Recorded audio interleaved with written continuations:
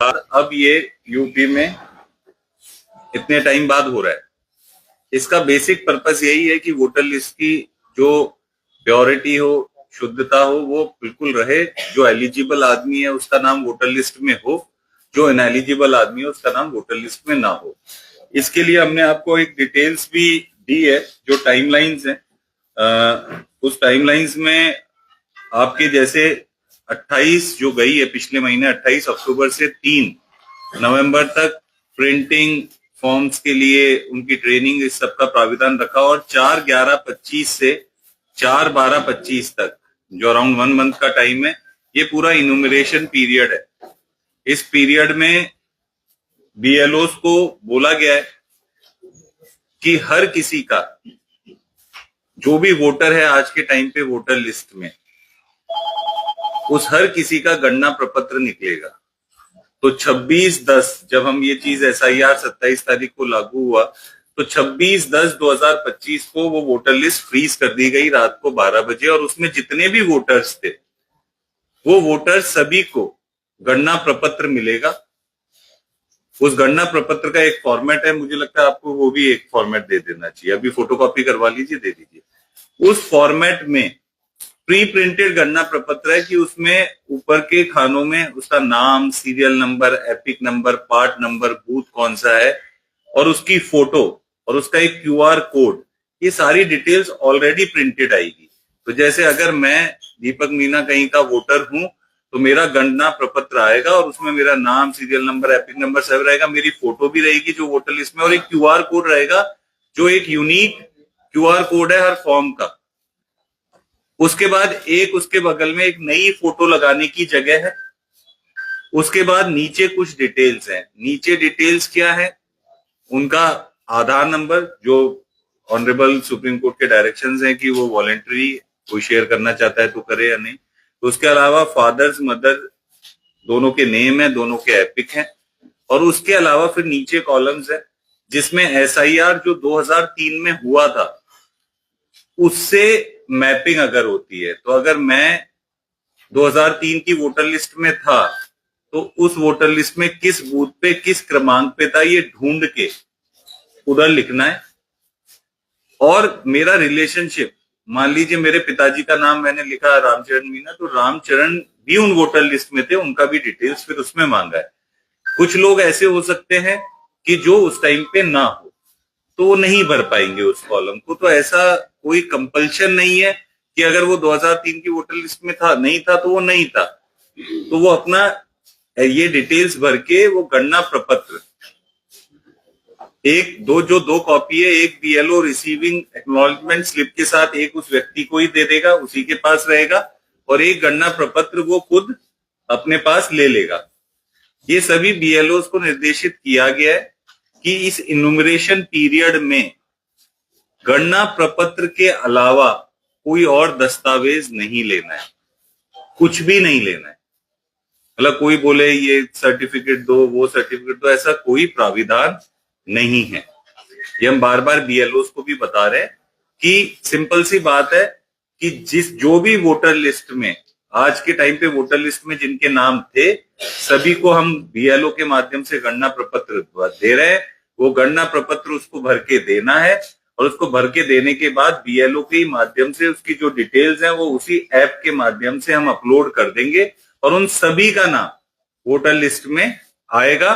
और इस पीरियड में कोई भी दस्तावेज लेने की आवश्यकता नहीं है। अब इसमें कुछ इस टाइप के केसेस हो सकते हैं जिन्हें हम कहते हैं कि किसी की डेथ हो गई, या कोई शिफ्ट हो गया, या कोई है ही नहीं मौके पे, या कितना भी हम पता करने की कोशिश कर रहे हैं, या कोई नंबर कोई डुप्लीकेट है।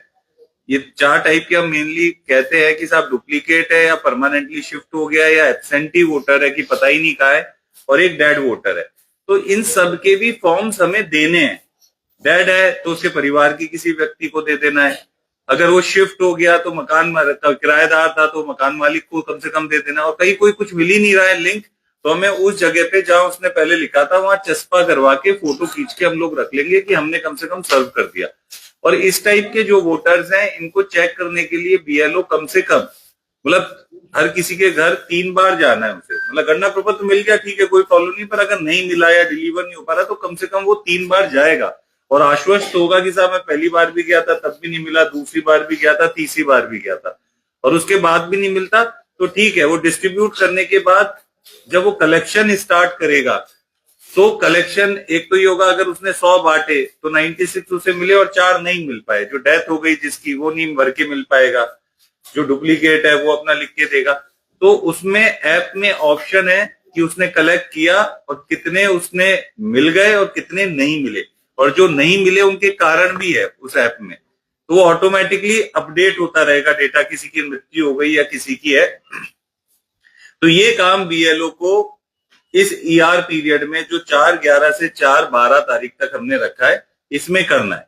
ये एक बेसिक वर्क है और जो बीएलओज ने ये वर्क स्टार्ट कर दिया है, आप भी कभी जाए तो मतलब देख सकते हैं इसको फील्ड में भी। और मेरी आपसे रिक्वेस्ट है कि मतलब क्योंकि आपके माध्यम से भी प्रचार प्रसार और इन सब चीजों का बढ़ेगा, तो आप जब भी कवरेज करते हैं तो उसको अच्छे से चलाएंगे तो लोग भी इससे ज्यादा जागरूक होंगे और लोगों को भी एक अच्छा वो मतलब इंफॉर्मेशन मिलेगी।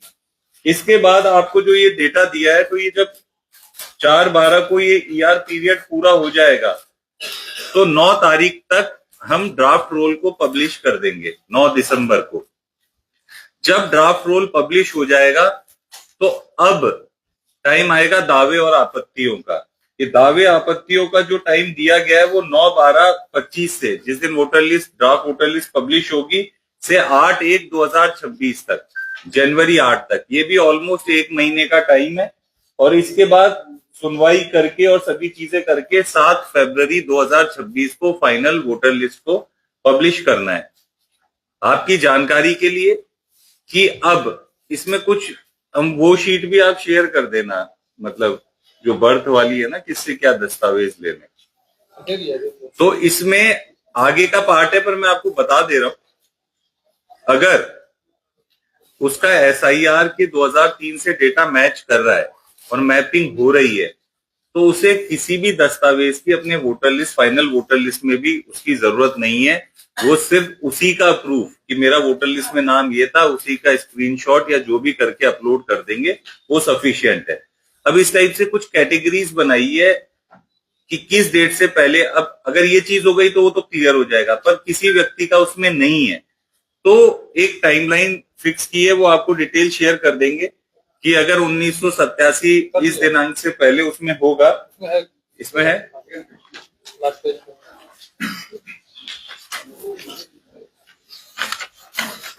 जो इसमें लिखा है कि यदि 1/7/1987 से पहले भारत में जन्म हुआ है तो नीचे दी गई सूची जो 13 उनकी सर्टिफिकेट्स की सूची दी हुई है, जो भी है उनमें से कोई भी एक उपलब्ध जिसमें जन्म तिथि या जन्म स्थान का पता चलता हो, कोई भी अभिलेख वो देगा तो मान्य होगा। ऐसे ही 1987 से 2004 के बीच में जन्म हुआ है तो उसमें क्या देना है वो लिखा हुआ है, और 2004 के बाद जिसका जन्म हुआ है उसको क्या देना है वो लिखा हुआ है। ये उस कंडीशन में जब उसका 2003 की वोटर लिस्ट से नाम या उसका रिलेशनशिप या कुछ भी हम लिंक नहीं कर पाए। अगर उसमें उसके पिताजी जो आ गया प्रोजीनी का भी कि पिताजी माताजी या दादा दादी का भी नाम था, उसका भी लिंक वो लगा देगा तो वो भी अपने आप में एक सफिशिएंट हो रहेगा। तो ये मोटा मोटा जो जिस तरीके से ये सर्वे होना है इन्यूमरेशन का, उसके बारे में मैंने आपको जानकारी दी है। इसमें सभी चीजें, इसमें दोनों ऑप्शंस हैं, इसमें आपको लिख के दिया हुआ है कि कोई गणना प्रपत्र अपना खुद भी डाउनलोड कर सकता है वेबसाइट से। मान लीजिए वो मुंबई में रहता है और मान लीजिए कि वो यहाँ नहीं है और वो अभी कुछ काम से गया हुआ है, तो मुंबई से भी बैठ के अपना गणना प्रपत्र डाउनलोड कर सकता है और वहीं से सबमिट भी कर सकता है, तो कोई रोक नहीं है।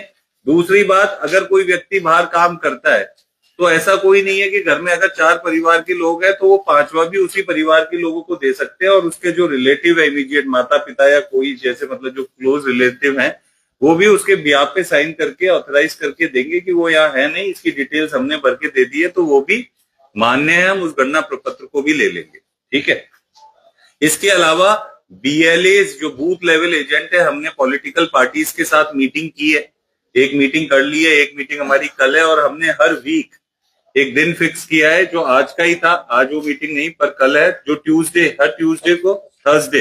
हर थर्सडे को शाम को 5 बजे हमने हर वीक का पॉलिटिकल पार्टीज के साथ बैठक रखी है कि उनके जो भी इश्यूज हैं वो हर वीक आके बता सकते हैं, और जितने भी हमारा जो भी प्रोग्रेस है और जो भी रिव्यू होगा हम उनसे लगातार शेयर करते रहेंगे कि हर चीज पारदर्शिता से बनी रहे। तो उनको बोला गया है कि बूथ लेवल एजेंट्स अपने अपॉइंट करें। अभी तक किसी ने उस लेवल पे सभी पूरी विधानसभाओं की लिस्ट नहीं दी है, बीजेपी से मिली है बाकी पार्टीज को भी हम मोटिवेट कर रहे हैं। उसमें ये है कि बीएलए इसमें भागीदार इस तरीके से बन सकते हैं कि बीएलए को अधिकतम 50 गणना प्रपत्र एक दिन में बीएलओ को देना अलाउड है। तो कोई भी बीएलए मदद करना चाहता है, गांव के लोगों को मान लीजिए या शहर में लोग या जो भी बूथ में है उनको गणना प्रपत्र मिल गए, अब उनको भरना है, भर के वो वापस से जमा करने के लिए बीएलए उनसे इकट्ठा करके और वो फॉर्म्स बीएलओ को दे सकता है और वो लिखेगा कि सब चीजें जांच कर ली गई है, मेरे हिसाब से सही है, वो करके दे देगा। तो बीएलओ उसको रिसिप्ट बीएलए को ही दे देगा उन 50 फॉर्म्स की और वो जमा कर सकते हैं, पर ये अधिकतम 50 है एक दिन में, ठीक है। इसके अलावा बीएलओ को ये बोला गया है कि कई लोग हैं जो पढ़े लिखे नहीं है, वृद्ध है, किसी न किसी बीमारी से ग्रसित है या जो भी इश्यूज हो सकते हैं जिसकी वजह से वो गणना प्रपत्र खुद या अपना डेटा ढूंढने में जिनको परेशानी हो, तो बीएलओज उनकी मदद करें या कोई ऐसे एनएसएस या एनसीसी के भी बच्चे हों उनकी भी मदद लेके उनके गणना प्रपत्र भर सकते हैं। ये गणना प्रपत्र की जो एक्सरसाइज है इसका मोटिव मेजर यही है कि मतलब ये नहीं कि हर छोटी सी बात पे किसी वोटर का नाम कट जाए। गणना प्रपत्र अगर वो पूरा भर भी नहीं पाता, मतलब कुछ डिटेल्स उसकी मिसिंग है या वो नहीं ढूंढ पाया है, तो भी वो एक्सेप्ट रहेगा और तो भी उसका ड्राफ्ट वोटर लिस्ट में नाम आएगा। अगर उसमें कुछ कमी है तो फिर वो दावे आपत्ति में फॉर्म चले जाएगा और फिर जो अगला 1 महीना है उसमें हम उसकी सुनवाई करेंगे। पर जिस भी व्यक्ति ने अपना गणना प्रपत्र भर के हमें वापस दे दिया उसका वोटर लिस्ट में हम लोग नाम लाएंगे। उसमें फिर वो कमी होगी तो वो ऑटोमेटिकली दावे आपत्तियों के उसमें डेटा चले जाएगा। तो जिनकी सुनवाई के लिए 1 महीना दिया है पूरा ही है। इसी के साथ आप जब इस टाइमलाइन को देखेंगे तो इसमें एक टाइमलाइन में एक डेट और दे रखी है कि rationalisation and rearrangement of polling station. तो जो पोलिंग स्टेशंस भी है हमारे, ये निर्देश है कि 1200 से ज्यादा नहीं, 1200 इलेक्टर पे पोलिंग स्टेशन बनना चाहिए, इससे ज्यादा वोटर्स अमूमन ना रहे। और अगर आपको लगता है, हमने पॉलिटिकल पार्टीज की बैठक ली थी, उनमें उनको बता दिया गया कि अगर आपको लगता है कि कोई बूथ चेंज करवाने की जरूरत है, कोई बूथ के संबंध में कोई इश्यू है, कोई भी पोलिंग स्टेशन कोई जगह ऐसी हो सकती है कि इधर से उधर जाने में दूरी ज्यादा है, जो भी मानक है, कल को बीच में नहर आ गई, इधर से उधर पुलिया नहीं है, नदी आ गई, उसका कोर्स, जो भी रीजन है जिसकी वजह से वोटर को परेशानी है और जो मानक है वो पूरे नहीं करते हमारे पोलिंग स्टेशन का, तो आप हमें ऑब्जेक्शन दे दीजिए, हम उसका फिजिकल वेरिफिकेशन सबका करवा रहे हैं। और इसके बाद पॉलिटिकल पार्टीज की बैठक में उन सबके सुझाव और वो लेकर और उसके बाद हम इसको मुख्य निर्वाचन अधिकारी महोदय के ऑफिस भेजेंगे और वो भारत निर्वाचन आयोग भेजेंगे इसके फाइनली अनुमोदन के लिए। तो उसका भी वर्क चल रहा है और उसको भी हम लोग करके जो वोटर जो हमारे फाइनल पोलिंग स्टेशंस है वो हम पब्लिश कर देंगे।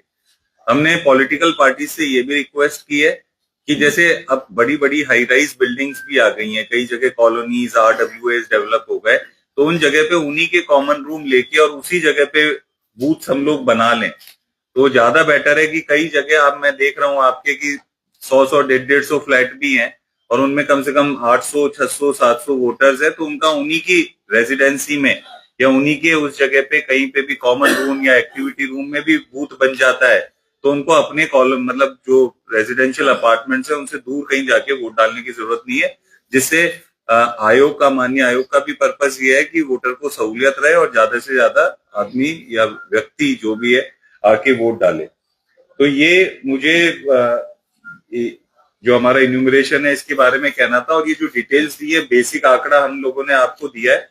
एक चीज बस मैं और बताना चाहूंगा कि कई जगह पे लोग ये बोले कि हम 2003 का कैसे पता करें वहां है या नहीं है। वैसे हमने बीएलओ को 2003 की वोटर लिस्ट भी दी है और 2000 जो हमारी जनवरी 2000 इस साल में पब्लिश हुई थी 25 में, वो भी वोटर लिस्ट दी है।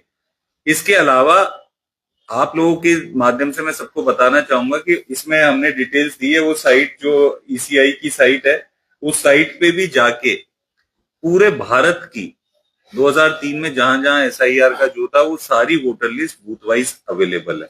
तो कोई व्यक्ति ये भी है कि मैं उस टाइम पे दूसरे जनपद या दूसरे प्रदेश में भी रहता था और वहां मेरा नाम था, अब मैं आज यहाँ आके सहजनवा में रह रहा हूँ, तो वो ढूंढ सकता है कि 2003 में उसका कहाँ नाम था, वो उस वोटर लिस्ट को खोल के चेक कर सकता है। बीएलओ को भी हमने ये बताया कि वो भी लोगों की मदद कर सकता है और वो व्यक्ति भी खुद ढूंढ सकता है, वो अवेलेबल है ऑनलाइन। मैपिंग का काम हमने बीएलओ को बोला है, अराउंड 32-33% मैच हम लोग करवा चुके हैं 2003 की वोटर लिस्ट से। कोशिश की जा रही है कि 60-70-80% जितना भी हम बढ़ा के उसको मैच कर लें।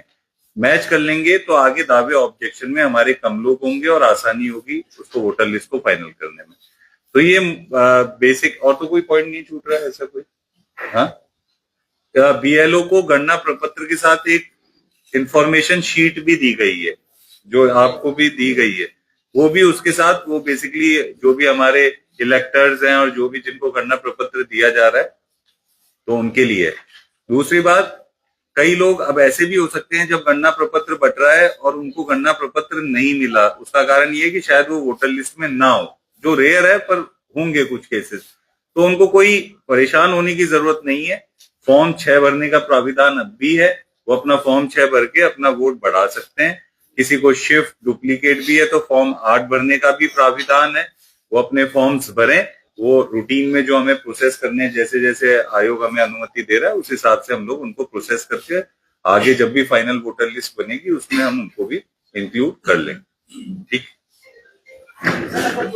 एक सर उसमें एक सवाल ये था कि सबसे पहले आपने सर बताया कि ये जो गणना प्रपत्र है इसमें पुरानी तो फोटो रहेगी और नई फोटो लगाने का ऑप्शन है, तो क्या कोई बताता है 20 साल पहले वो अपनी, इसीलिए वो ऑप्शन दिया है कि आप अपनी नई फोटो दे दें, अगर बदलवाना चाहते हैं तो उस पर चिपका दें, हम उसको अपलोड कर देंगे आपकी नई फोटो। सर 2003 में अगर उसका नाम दूसरा है और 2025 में अपडेट हो गया है तो कैसे? नहीं, देखिए, छोटी मोटी गलती एक अलग बात है, पर अगर वो हम कह नहीं सकते कि वही नाम है तो फिर हम उसको छोड़ देंगे। पर उसकी वजह से वोटर लिस्ट में नाम वो ऐसा नहीं है कि नहीं आएगा, नहीं मिला कोई बात नहीं, वो दावे ऑब्जेक्शन में जाएगा तब वो अपना बात रख देगा कि मेरा इस डॉक्यूमेंट में अलग नाम था, इस डॉक्यूमेंट में अलग है, अपना प्रपत्र दे देगा, है ना।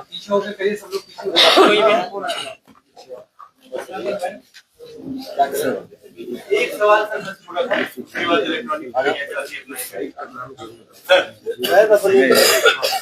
आपने बाइक में जरूर बोल, हाँ वो साइट एग्जैक्ट देख लेता है। साइट कौन सी थी साइट?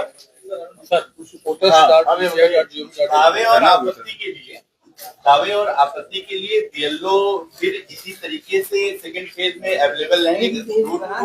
दावे और आपत्ति की जो सुनवाई है, जो सारे दावे आपत्ति जो भी निराकरण करना है वो ईआरओ लेवल पे होते हैं।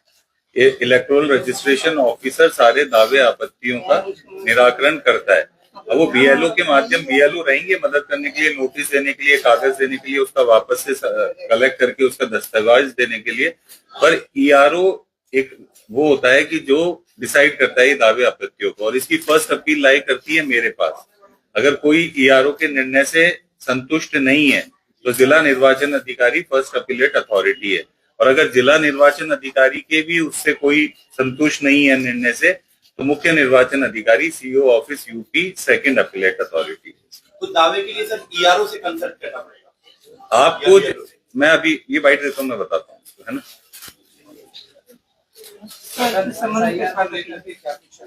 ये देखिए, आज की प्रेस वार्ता आप सभी लोगों को इसलिए बुलाया गया है कि जैसा आप लोग जानते हैं कि एसआईआर जो स्पेशल इंटेंसिव रिवीजन है हमारा 2025 में, वो भारत निर्वाचन आयोग के निर्देशों के क्रम में चल रहा है इस टाइम पे उत्तर प्रदेश में।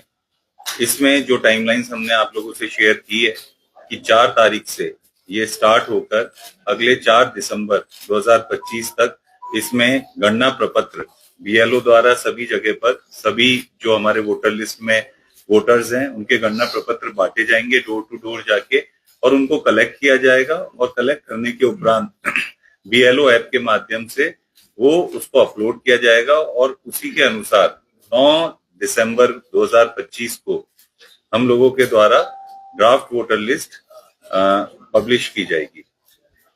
इसमें सभी BLOs को ये स्पष्ट निर्देश दिए गए कि आप सभी के घर जाएं, सभी के गणना प्रपत्र दें और 100% डिस्ट्रीब्यूशन करके और सभी डिटेल्स उसमें भरवा के अच्छे तरीके से और उनकी मदद करके इसको टाइमली कलेक्ट करें। इसके अलावा गणना प्रपत्र के अलावा इस समय पे जो हमारे इन्यूमरेशन का पीरियड चल रहा है 4 नवंबर से 4 दिसंबर तक का, उसमें और कोई दस्तावेज या और कोई अभिलेख BLO के द्वारा नहीं कलेक्ट होने।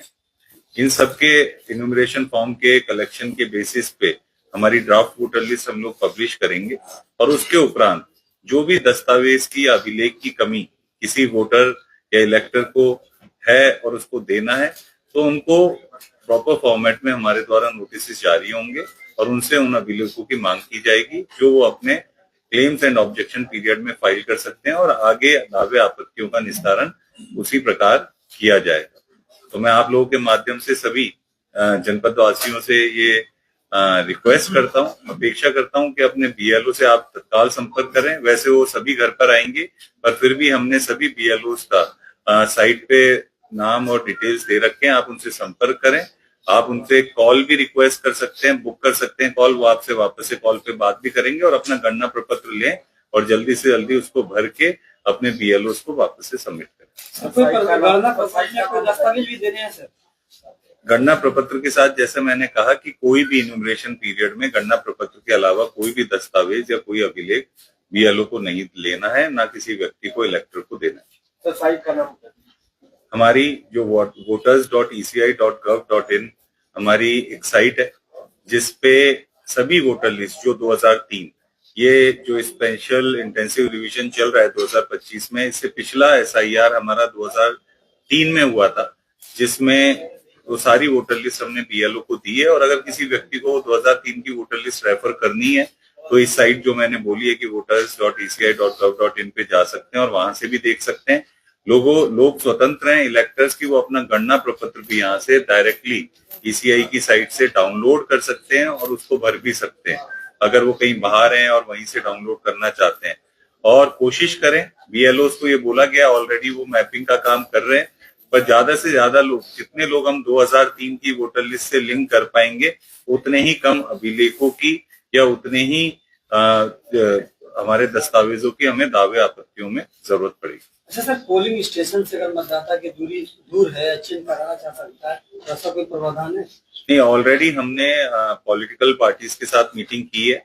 इस काम के साथ पोलिंग बूथ या पोलिंग स्टेशन के रैशनलाइजेशन का वर्क भी चल रहा है।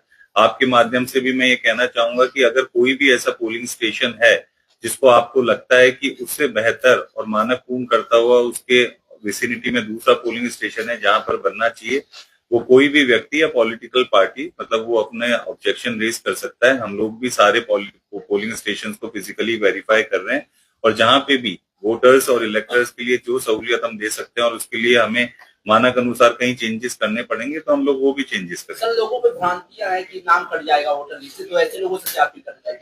नहीं, देखिए, मेरा सभी लोगों से यह आग्रह है कि आप अगर साइन करके अपना गणना प्रपत्र बेसिक डिटेल लिख के भी भर के दे देंगे तो भी वो काउंट होगा और तो भी उस व्यक्ति का नाम ड्राफ्ट वोटर लिस्ट में आएगा।